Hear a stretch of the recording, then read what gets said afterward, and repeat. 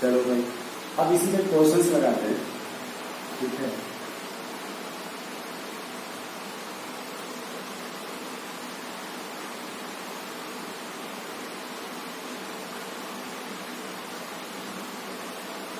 एक क्वेश्चन पूरा calculate ionization energy for hydrogen atom, helium ion और लिथियम आयन। हम लोगों ने अभी फार्मूला जो पढ़ा था ये देखिए, अगर हाइड्रोजन का निकलना है 13.6 Z²। अब यदि H का है तो Z का वैल्यू 1, हाइड्रोजन के लिए Z की वैल्यू 1 होती है, 13.6 इंटू 1 का स्क्वायर। इलेक्ट्रॉन वोल्ट अगर हमको हीलियम का चाहिए तो 13.6 इंटू 2 का स्क्वायर, 13.6 इंटू 4, 4 6 जा 24, 4 3 जा 12, 14, 4 1 जा 4, 5। इलेक्ट्रॉन वोल्ट अगर लिथियम का निकालना है 13.6 इंटू 3 का स्क्वायर, 13.6 इंटू 3 9, 9 6 जा 54, 9 3 जा 27,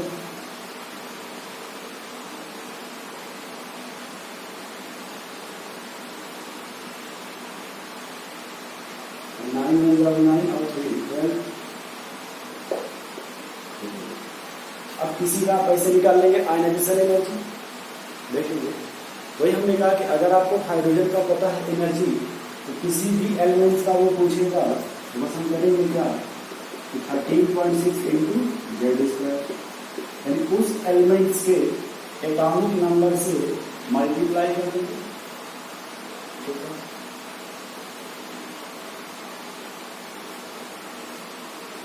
अब देखिए, जब भी एनर्जी रिलीज होता है, क्या होता है, रिलीज, एक्सोथर्मिक बोलते हैं, और एनर्जी एब्जॉर्ब होगा उसे एंडोथर्मिक। जैसे देखिए, अगर ले लिया E बराबर पॉजिटिव है तो हमको एनर्जी देना पड़ रहा है, एब्जॉर्ब हो रहा है, क्या होगा, एब्जॉर्ब, और इसको बोलेंगे एंडोथर्मिक। इसको क्या बोलेंगे, एंडोथर्मिक। अगर वही एनर्जी निगेटिव है यानी रिलीज हो रहा है,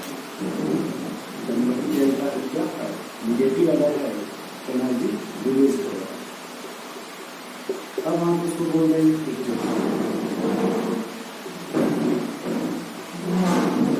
क्या बोल रहे हैं, नेक्स्ट लिखिएगा आयनाइजेशन पोटेंशियल, आयनाइजेशन पोटेंशियल।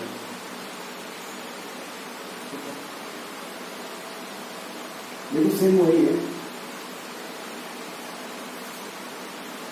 लिख लो पहले आप लोग,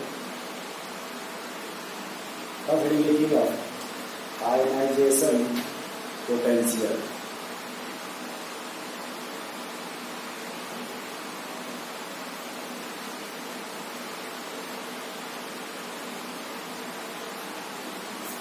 चलिए फिर लिखिए, ध्यान से मुझे काम हो गया, लिखो 4th number, 4 ionization potential, bracket में आई।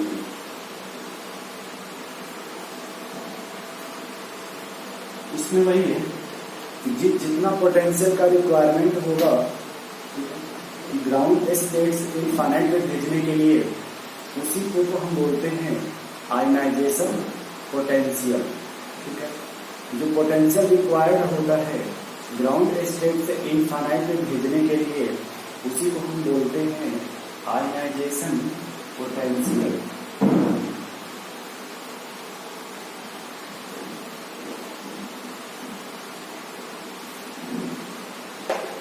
लिखिएगा इसे, potential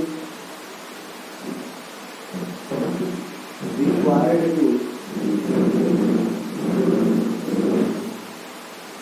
potential required to remove the electron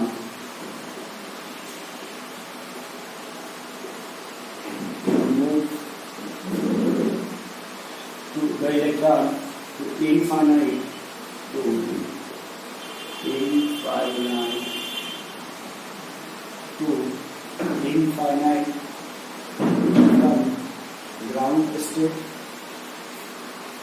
from ground state यदि ग्राउंड स्टेट से इलेक्ट्रॉन्स को इनफाइनाइट में भेजने के लिए जो पोटेंशियल का रिक्वायरमेंट होता है उसी को हम बोलते हैं आयनाइजेशन पोटेंशियल। और इसको लिखिएगा ionization potential equal to 13.6 Z² volt. इसमें देखो ये बड़ा डिफरेंस है, जो आयनाइजेशन एनर्जी है वो 13.6 Z² इलेक्ट्रॉन वोल्ट, ठीक है। बट आयनाइजेशन पोटेंशियल्स में सिर्फ वोल्ट होता है, क्योंकि जो आयनिसन एनर्जी है वो चार्ज है। आयनिसन एनर्जी है जेड, ठीक है, और इसमें सिर्फ वोल्ट होता है। ये यूनिट का ध्यान रखिएगा कि जब भी आयनाइजेशन पोटेंशियल आएगा तो वहां पे आपका सिर्फ क्या होगा, वोल्ट। क्योंकि ये देखो जो आयनाइजेशन एनर्जी है इसमें होता है चार्ज इनटू पोटेंशियल, देखो चार्ज इनटू पोटेंशियल। जो चार्ज है वैसे इलेक्ट्रॉन और पोटेंशियल क्या है, और यहाँ से क्या पोटेंशियल, इसलिए इसका यूनिट आंसर पोटेंशियल है जो वोल्ट में होगा, क्योंकि आयनाइजेशन एनर्जी है वो इलेक्ट्रॉन वोल्ट में है। यही यहाँ पे इम्पोर्टेंट है, आयनाइजेशन पोटेंशियल और आयनाइजेशन एनर्जी, ठीक है। नेक्स्ट हेडिंग लिखिएगा एक्साइटेशन एनर्जी।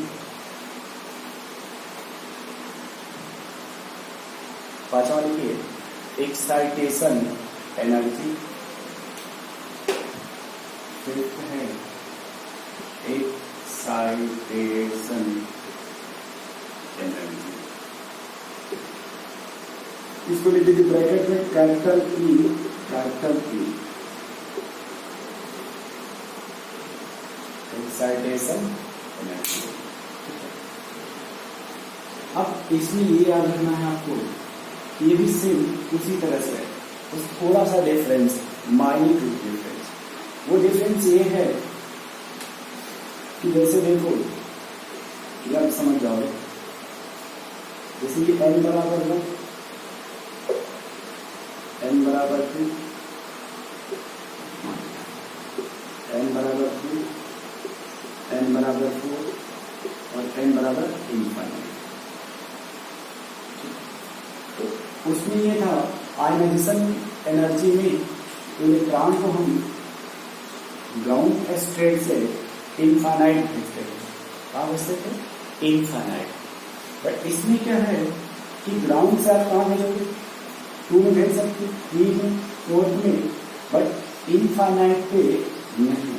उससे पहले भेज सकते बट इनफाइनाइट पे नहीं। इसी को हम बोलते हैं एक्साइटेशन एनर्जी। इलेक्ट्रॉन को आप ग्राउंड से ऊपर भेज सकते बट सिर्फ कहाँ छोड़ सकते, इनफाइनाइट पे नहीं। तो इनफाइनाइट पे भेज दोगे तो क्या हो जाएगा, फिर आयनाइजेशन एनर्जी। ठीक है, डेफिनेशन इसका ये डायग्राम छोटा छोटा बना लिया करो आप लोग, ये हो जाएगा आयनाइजेशन एनर्जी, ठीक। बट ये एक्साइटेशन एनर्जी नहीं होगा, ऐसे लिख लो इसमें excite the electron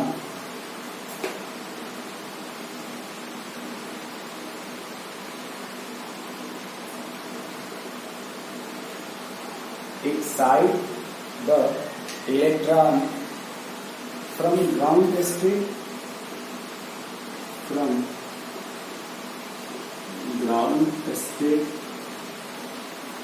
to any other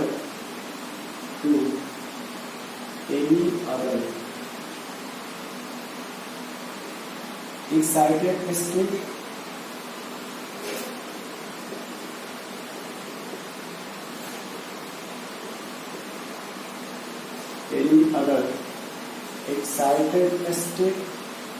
is called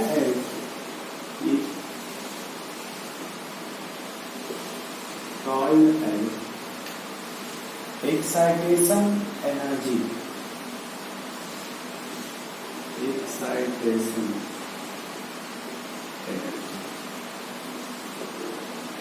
Is called as excitation energy. ठीक है, नोट भी लीजिएगा, accept infinite.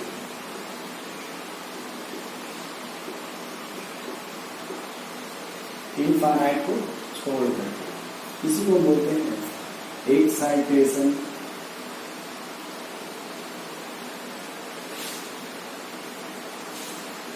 Energy.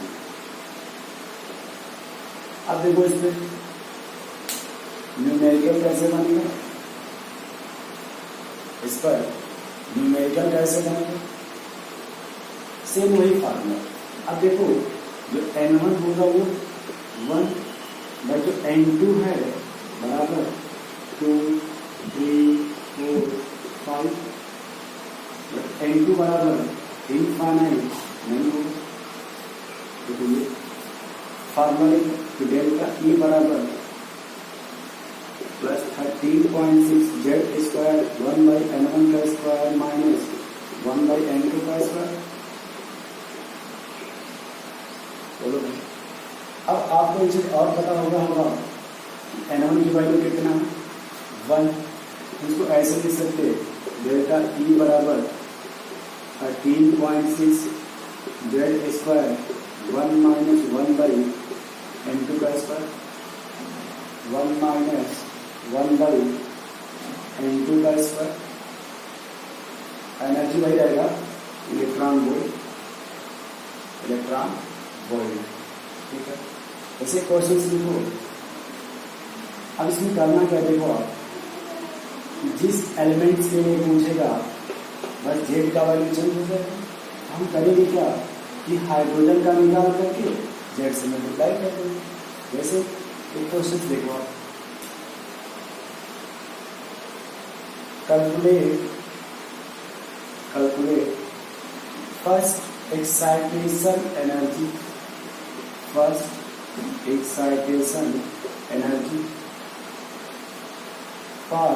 Lithium ion. देखो फर्स्ट फॉर्म हम ये हो गया n बराबर 1 और n2 बराबर 2, ये होता है फर्स्ट। जान मिलेगा फर्स्ट एक्साइटेशन स्टेट n बराबर 2, सेकेंड एक्साइटेशन स्टेट n बराबर 3, थर्ड एक्साइटेशन स्टेट n बराबर 4। यहाँ पे वही फार्मूला फिर लगा लो। पहले तो फार्मूला बता दे रहे हैं, इसका ट्रिक बता देंगे। एलिवेट यहाँ पे स्पेस कम यहाँ लिख रहे हैं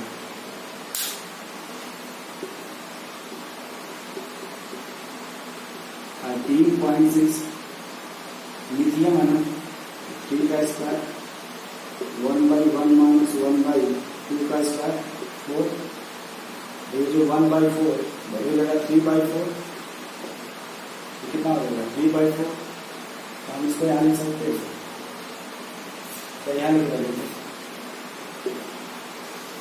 13.6 इंटू 3 इंटू 3 इंटू 3 बाई 4। देखो भाई, आप किसी इफेक्ट कर दो अपने मन से, तो 4 से इसको काट दो, 4 3 1 3.4। इसको हम किया 3.4 into 3 into 3, तो 3 3 जा 9 into 3 एक छूट जाए into 3, तो 2 3 कहाँ से आएगा? अच्छा ये तो 3/4 है, ठीक है।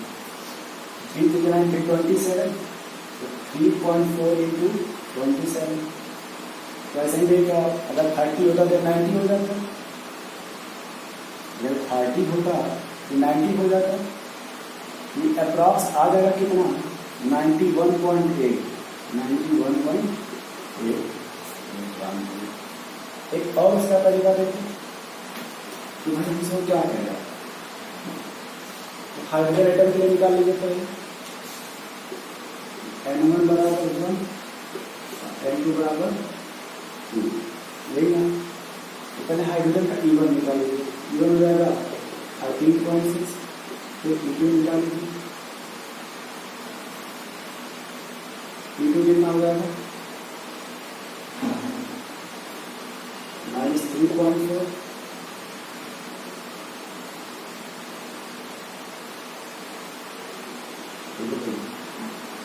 E1 में हो गया E2 3.4, तो डेल्टा E निकाल लीजिए इसका,